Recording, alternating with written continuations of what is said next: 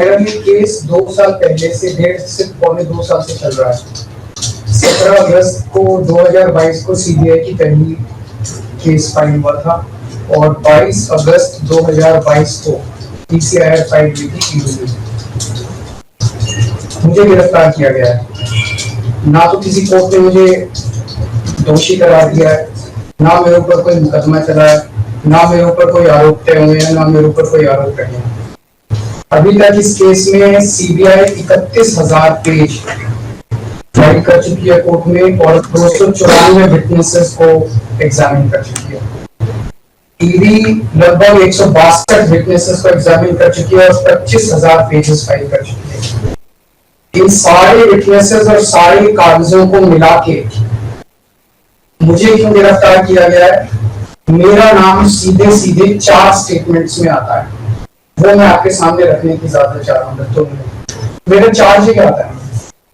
पहला, सी अरविंद मनीष सिसोदिया जी के सेक्रेटरी थे। उन्होंने ये कहा है, स्टेटमेंट दिया है कि एक दिन मेरे घर में मेरी मौजूदगी में मनीष सिसोदिया जी ने उनको कुछ एक्साइज के डॉक्यूमेंट्स हैंड ओवर किए। That's it.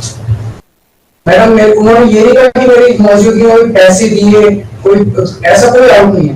मेरी मौजूदगी में सी अरविंद को मनीष सिसोदिया जी ने एक्साइज के कुछ डॉक्यूमेंट्स। मैडम मेरे घर पे ढेरों एमएलए आते हैं, ढेरों मंत्री आते हैं, ढेरों डिग्निटरीज आते हैं, अपने अपने सेक्रेटरी लेते हैं, वो आपस में फुसर भी करते रहते हैं, आपस में डॉक्यूमेंट्स एक्सचेंज। मुझे क्या पता कि कौन किसको क्या दे। Is this a sufficient reason to arrest the second chief minister?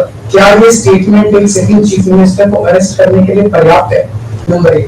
Number दूसरा स्टेटमेंट, एमएसआर मगुंटा श्रीनिवास रेड्डी, ये मेंबर ऑफ पार्लियामेंट थे, जगन रेड्डी की पार्टी से।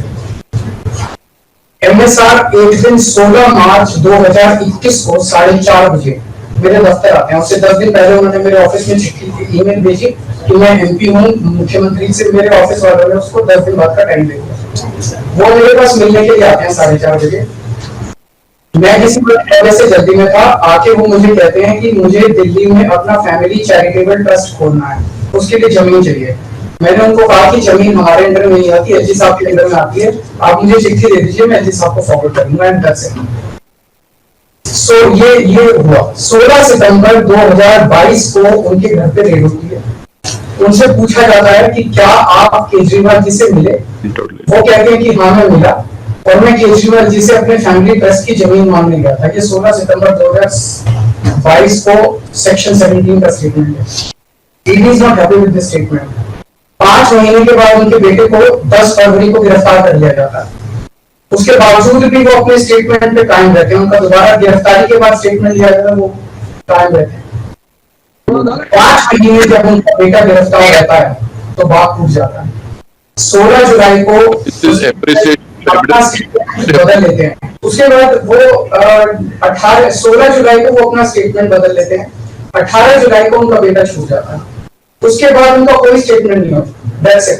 स्टेटमेंट पे स्टेटमेंट हो रहे थे जब तक वो अपना स्टेटमेंट मेरे खिलाफ नहीं दे रहे थे। जैसे उन्होंने मेरे खिलाफ स्टेटमेंट दिया, बेटा भी छूट गया, स्टेटमेंट होने भी बंद हो गए और 3 अक्टूबर को उनका माफीनामा भी हो गया। Mission accomplished. इसका मतलब ईडी का मिशन केवल और केवल मुझे फंसाना था। 3 सेक्शन 50 के स्टेटमेंट है मैम। तीनों सेक्शन 50 के statement they are equal in the eyes of the law. तीनों बराबर है, तीनों की ग्रेविटी सेम है। तो उसमें से एक स्टेटमेंट के तवज्जो क्यों दी गई? क्या जांच की गई है जानने के लिए उसमें से एक ठीक है बाकी 2 गलत है।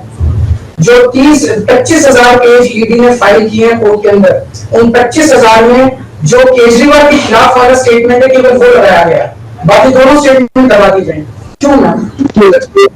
कोर्ट के सामने तीनों स्टेटमेंट लाए जाने चाहिए थे ताकि कोर्ट डिसाइड कर सके सच्चाई क्या है। चलो ठीक है। और मैम तीसरा स्टेटमेंट है उनके बेटे का,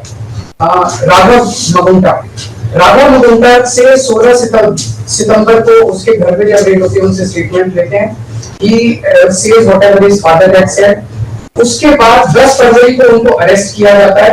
उसके बाद उनके 5 स्टेटमेंट्स होते हैं। 5 स्टेटमेंट्स में वो वही बोलते हैं जो पहले बोला। फिर 5 महीने तक वो जेल में रहते हैं।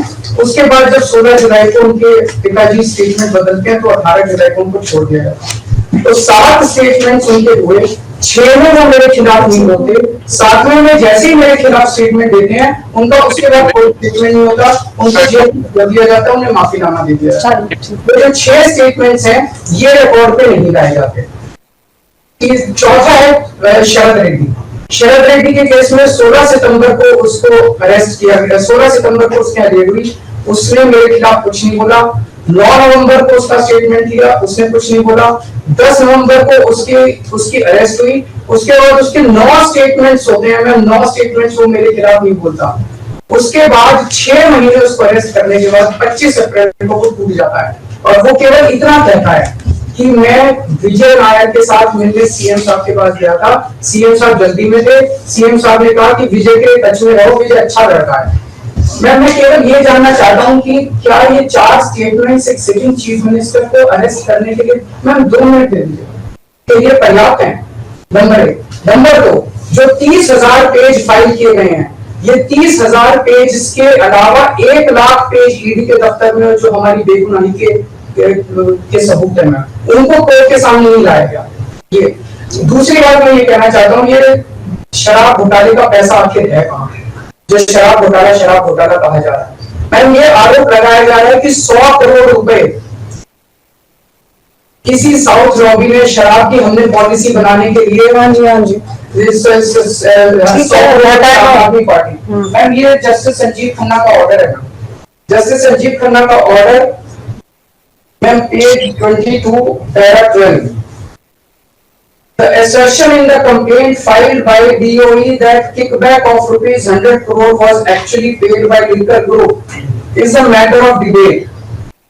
संजीव खन्ना कह रहे हैं, इसका मतलब ये साबित नहीं हुआ, इसका मतलब ये विवादास्पद है, इसका मतलब ये संदेहास्पद है, इसका मतलब इसके लिए सबूत नहीं है। तो जो 100 करोड़ रुपए ये कह रहे हैं कि हम लोगों ने रिश्वत ली, वो रिश्वत तो संदेहास्पद है, उसमें तो सबूत ही नहीं है। लेकिन असली शराब घोटाला क्या है? असली शराब घोटाला शुरू होता है ईडी की जांच के बाद। जब ईडी की जांच शुरू हो जाती है, ईडी की जांच के 2 मकसद हैं। एक स्मोक स्क्रीन क्रिएट करना पूरे देश के सामने, आम आदमी पार्टी ने चोरी की है, आम आदमी पार्टी भ्रष्टाचारी है, आम आदमी पार्टी ने शराब घोटाला किया, और उसके पीछे एक्सटॉर्शन रैकेट करना जिसके जरिए वो एक्सटॉर्शन रैकेट करना जिसके जरिए वो पैसे इकट्ठे कर रही है। मैं आपको सबूत दे रहा हूँ। शरद रेड्डी के केस में शरद रेड्डी को बेल 2 वजह से मिली। एक, शरद रेड्डी ने मेरे खिलाफ स्टेटमेंट दिया और शरद रेड्डी ने अरेस्ट होने के बाद 55 करोड़ रुपए का चंदा बीजेपी को दिया। 55 करोड़ रुपए के बॉन्ड्स अरेस्ट हुए। So he got his bail, he got his bail. Now the money trail is clearly established. Money trail is clearly established. And just last 1 minute. Last 1 minute. The money trail is established. Ma'am उसने अपनी bell arrest होने के बाद 55 करोड़ रुपए का चंदा BJP को दिया, बीजेपी के अकाउंट में सीधा गया। मनी ट्रेल इज एस्टैब्लिश्ड और यही पूरी जांच का मकसद था। एक तरफ आम आदमी पार्टी को क्रश करना, एक स्मोक स्क्रीन क्रिएट करना, भ्रम का पर्दा और पीछे से एक्सटॉर्शन करना।